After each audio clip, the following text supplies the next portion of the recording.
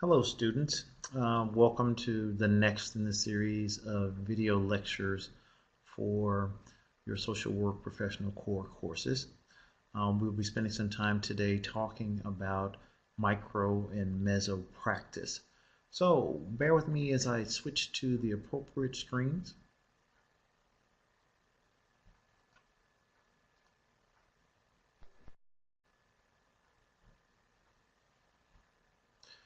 As you can see, this is a picture of a former cohort who is in the process of being seniors and doing their senior transition and moving out into the professional world.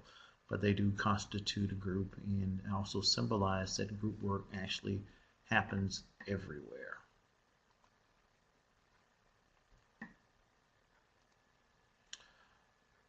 So as we think about benefits, is there a benefit to group work versus individual work? And here's a shot of some of the same similar types of activities that you'll be involved in as you are a part of the course, as we do tons of group work in your classes inside and out to get you familiar with the concept through actually experiencing those particular processes. Some of the assets of group work actually are listed here. And if you think about group work versus individual work, and so right away, what becomes very obvious to folks is the cost effectiveness. So if you are a social worker and you are providing services for one client at a time, and you work a limited number of hours and you're actually billing for certain hours of work, then having a group or running a group session that involved multiple clients with same or similar issues could be a much more effective use of time, as well as it also enhances the learning opportunity for the members of that particular group setting, because we can all learn from each other's own experiences and have some insight in terms of how to do things better for ourselves. So again, when you think about assets for group work, it's really around that learning community that's created, the opportunity to learn from others. It is cost effective. Also, that these groups can be task oriented, time limited, they can be educational in nature and therapeutic, and even have implications for the work that we do in the community settings, as we'll discover later in this presentation as well. So when we talk about group types, they're really basically divided into two different categories, and you have your task groups or your treatment groups. And so I've listed for you a few examples of what would constitute both of those particular groups. And many of you, if you think about your own personal experience, either in a work setting or in a community setting, chances are you may have already participated in some group settings or in some group formatted types of activities. So board of directors, so most nonprofit agencies have a governing board of directors, and they are virtually a task group. I sit on social service organizations board of directors currently, and we're a task group. We meet to really look at overseeing the needs of the organization, and we're all volunteers. You'll also see that there are task forces. There are a number of different committees that could grow up or be developed at the community level. Multidisciplinary teams are things that you all will see in the course of your practice, depending on where you actually practice your social work. Most of the time, those teams are a part of private as well as public agencies in terms of looking at case management, involving court systems, law enforcement. So multidisciplinary teams are groups that you will more than likely spend some time on or participating in the course of either your internships and or your professional work life, as well as case conferences, legislative bodies, and all of those are examples of task groups. So they're specifically meeting to do a specific task. They're often time limited in terms of their occurrence or the number of times that they actually may even meet. Below that, we have some examples of treatment groups. So you have socialization groups. So therapy groups, different types of support groups. For example, Alcoholics Anonymous is a support group. There are also educational groups. There are groups for teen parents. There are groups for learning to manage anger. So there are any number of groups that exist in our society, but the focus is a little bit different in that they're looking at improving the functioning and well-being and outcomes and behaviors of the participants of those particular groups by being a part of them. Sometimes you'll find yourself in situations where members that you're providing group work for are either court-ordered to those groups, or some of them are actually voluntary. But these are the two types of examples, and we'll spend much more time in your groups course that will be starting in a few weeks, really delving into groups in a much more detailed fashion. When we think about macro practice, we're thinking about social work practice that's larger in scale. If you remember, we've had diagrams in previous classes in lab as well as in generalist that really looked at the three systems. And we're looking at your micro, your mezzo, and your macro. And as you may recall, micro was really more the smaller one person or a few persons that are involved in a situation or in a system and the impact that they have. The mezzo system being the next system out, or the next step, which may involve extended family, involve schools. So it primarily involves institutions and settings that you would find yourself involved with on a fairly regular basis. School that you're all in now is a part of a mezzo system, or your own mezzo system. Where you're working, your employment, things of those particular natures are a part of the mezzo system.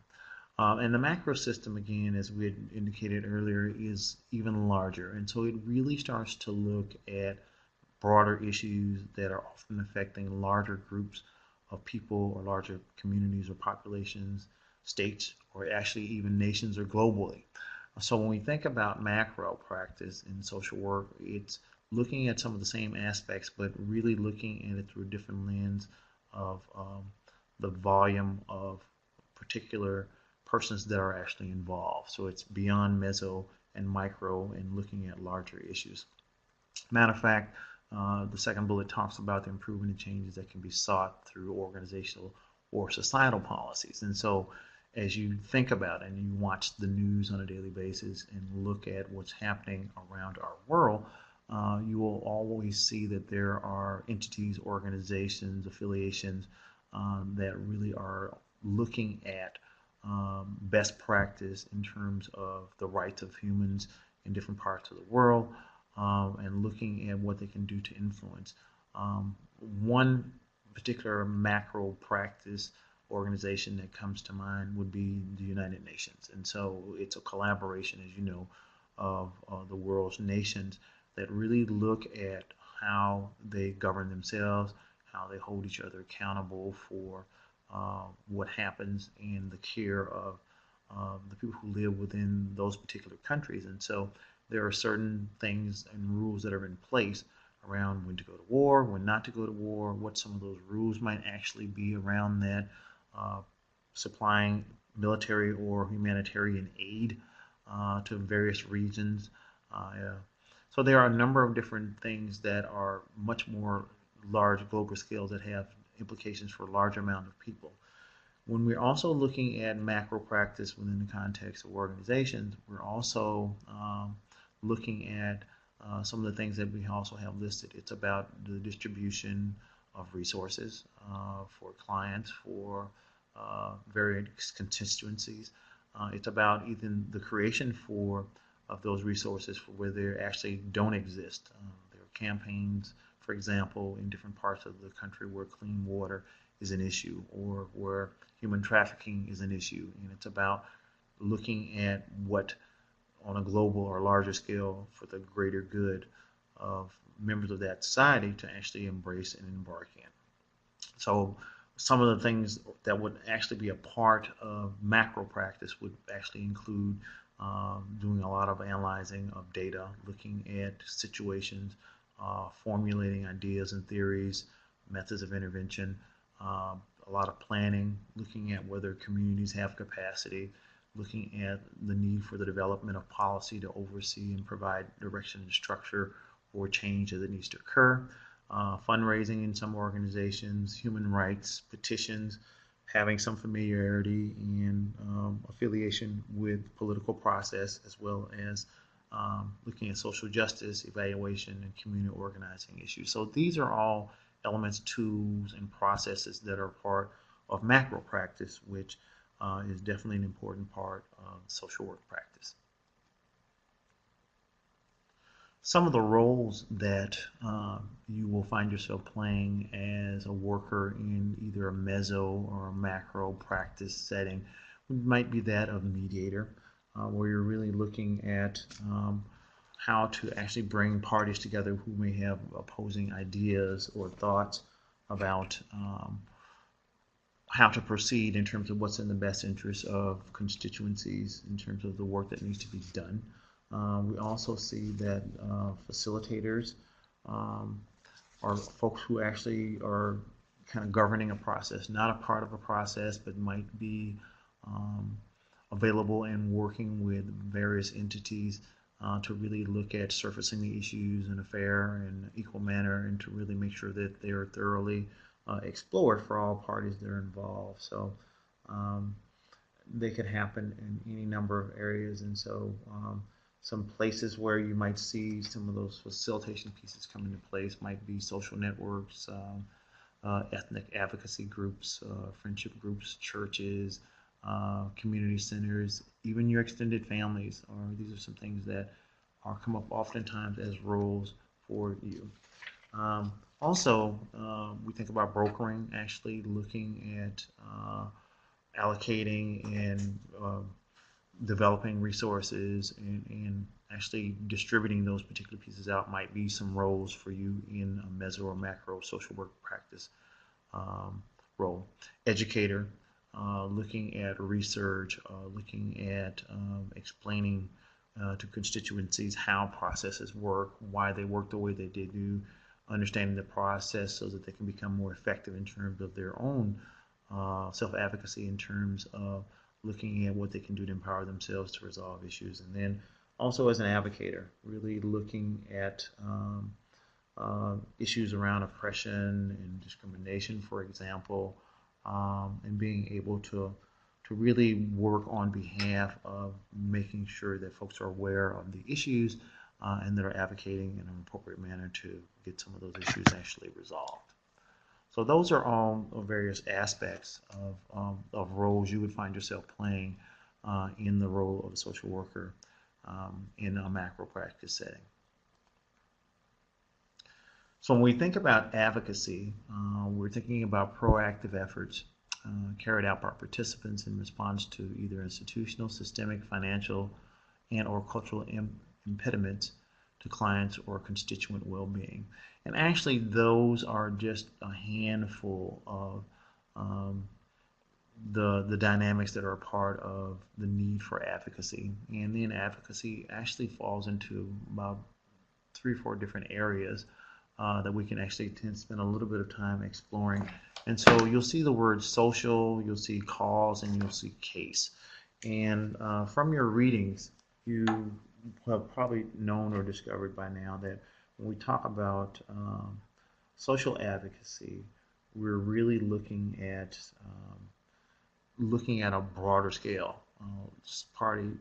Advocacy from a standpoint of looking at massive social change. One example of social advocacy that it's probably been the most pronounced in our country and probably in our lifetimes is the civil rights movement, which was a social advocacy movement that really got its start in the early 1950s and went on through the 60s and 70s. It looked at, as many of you know, voting right issues, equal access, separate but equal educational pieces for African Americans and other communities of color in that particular time frame. And so a lot of work had to go into advocacy from a social advocacy standpoint. Then there's also cause advocacy. So cause advocacy is really looking at um, social workers working on behalf of the issues of a particular client group. And so things like children with disabilities or the proper education of children with disabilities, or expanded medical care for elderly, or if we look at things like the ability to have same-sex marriage. Those are all cause advocacy pieces, and those are pieces of social work as well. And then finally, we're looking at what we would refer to as case advocacy. And so these are actual advocacy based on what it really actually says, on a case-by-case basis, so involving a single particular family. So a family might be interfacing with a large system and find out that there are things maybe inherent in that system which prevent this particular family from being able to get the benefits that it actually needs. And so advocacy with that particular agency around ensuring that those particular constituents are able to access those services. So those are just some forms of advocacy to be familiar with. And then also for you as students, the charge around advocacy, and I will refer to it as well as many of your professors will throughout the course of your program, is to make sure that you become good advocates for yourself in terms of the work that you do in your school setting, the learning environment, what happens in your field practicum, all those things. Those are areas that we would want to see you actually be able to demonstrate self-advocacy when the time is needed and when it's appropriate. Community, which was another part of our assigned readings, and this particular definition is a rather interesting definition, but it talks about community as being a number of people who share a distinct location, belief, interests, activities, or other characteristics that clearly defines their commonality and differentiates them from those not sharing it. The common distinction is sufficiently evident that the members of the community are able to recognize it, even though they may not currently have this recognition.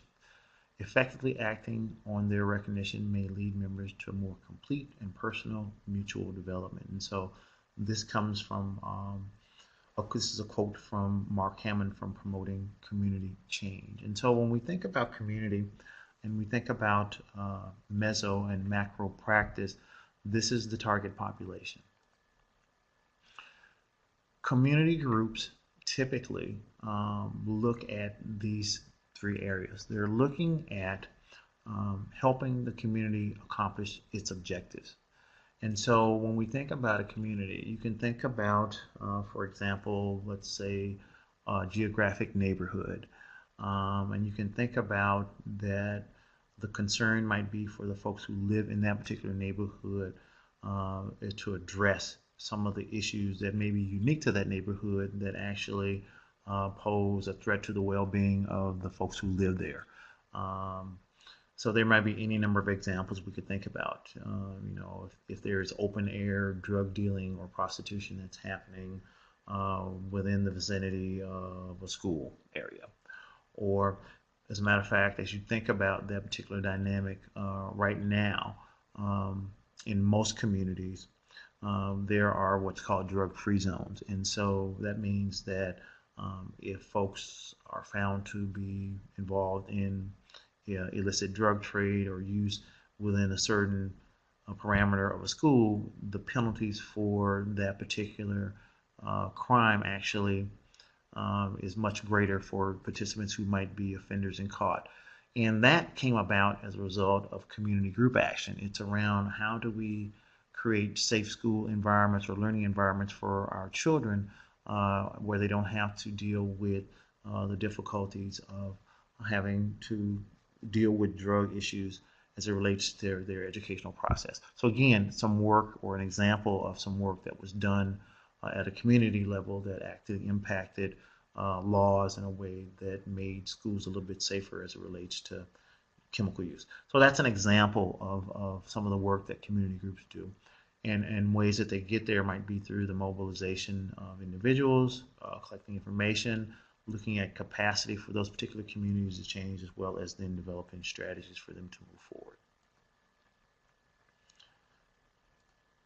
So when we think about community intervention, we have to think about 4 different levels of community intervention. And so we're looking at direct client services, indirect client services, as well as direct community service and indirect community services.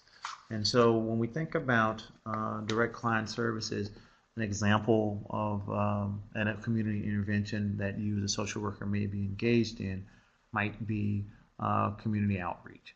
So you're looking at working directly with target populations, school dropout programs, people who abuse alcohol of all ages, homelessness in that particular vicinity, perpetrators of child and elder abuse, victims of violent crimes, persons with AIDS, adolescent moms. Those are all levels of intervention that could happen, that you could be a participant in as a social worker at a direct client service level of intervention. Indirect client services maybe something like client advocacy. And so a community agency works with a disenfranchised group. So, for example, we have a group of recent immigrants to the United States, and learning to navigate our system as well as to obtain resources might be something that we would advocate for, to make sure that people understood what things were available to them as a member of our community, and how to access those as well. So those were examples of indirect client services, working with folks who are unemployed, or persons with disabilities, or persons living with AIDS, and actually looking at advocating on behalf of those entire groups through the formats that are available there in the community. The next piece, direct community service, might be done in the form, for example, of preventive education. So really geared at populations at large. So we have programs that talk about AIDS prevention, or as a good example of direct community service piece, in terms of organizations that specialize in education, presenting forums, and making sure that they are doing what they can to educate the community to prevent the spread of AIDS. So another example. And then finally, we're talking about indirect community services. And these are attempts really to change the social environment to meet the needs of the population as a whole. So it's around how we then start to influence public policy. It's around looking at points in time, maybe even becoming involved at the community level in the political process. Having connections, having community meetings, talking to county commissioners or city board members around issues that are problematic for a particular neighborhood. So these are levels at which intervention actually are able to actually take place, and so we want to make you aware of those particular dynamics as we move forward. So as we think about then moving into the action steps and looking at the problem-solving pieces, so as a mezzo or a macro social work practitioner, looking at implementing or moving forward to community change, these are things that we need to look at in terms of the problem-solving process, and that's about identifying and articulating what those problems are, identifying along with the communities that you're working with, identifying what the goals are, being able to actually collect data. We talk a lot about evidence-based practice in our work, but when you're working with public officials or trying to change public policy or organizations, then you almost start at the data pieces. How do we know what the problem is? Can you define it? Can you give us actual data that demonstrates that it exists? Upon the collection of those data, looking at brainstorming and developing plans. So what can we do to actually have an impact on changing what might be happening in a particular neighborhood or a particular community? and involving those particular members, developing a plan, selecting a plan, and then moving towards the implementation. Finally, looking at describing your group. So we will probably spend some time doing a group exercise in class that really is going to take a look at all of these particular aspects. And so as you think about mezzo and macro practice, it's around identifying and defining your group, what population you're going to actually be serving, what's the purpose of the group, what are some considerations, what are some roles, what are some potential challenges and conflict.